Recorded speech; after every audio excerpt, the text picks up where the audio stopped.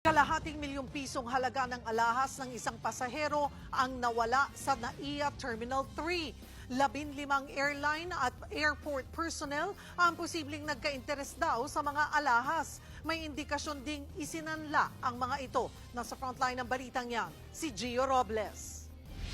Jewelry box na may lamang mga wedding ring, diamond necklace at mamahaling hikaw. Umaabot sa kalahating milyong piso ang halaga niyan na nawala ng pasaherong si Kimberly Nakamura sa NAIA Terminal 3 noong June 28. Nakabiyahe pa Singapore si Nakamura noong araw na yon, pero bumalik siya agad sa Maynila para hanapin ang jewelry box. Nakita ito ng mga tauhan ng paliparan pero wala na ang mga alahas. We backtracked the CCTV minute by minute.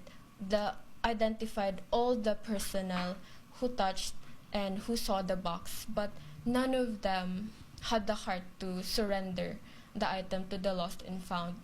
Kabilang sa nagka-interes umano ang ilang tauhan ng mga airline at security personnel ng paliparan. Inabot pa ng higit 2 linggo bago na ibalik kay Nakamura ang mga alahas. Pero may gasgas at UP na ang kanyang wedding ring. Pati ang kanyang hikaw, posible raw na naibenta at naisanla ang mga ito. So it's heavily scratched.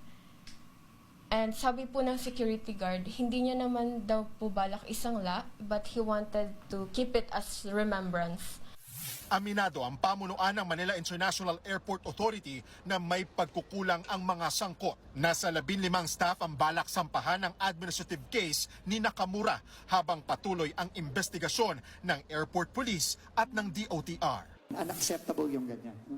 Unacceptable yan. So we will get in touch with the passenger and a very thorough and swift investigation will commence starting today. Sinusubukan pa naming kunin ang pahayag ng mga airline kaugnay sa reklamo ng pasahero. Nagbabalita mula sa frontline, Gio Robles, News 5.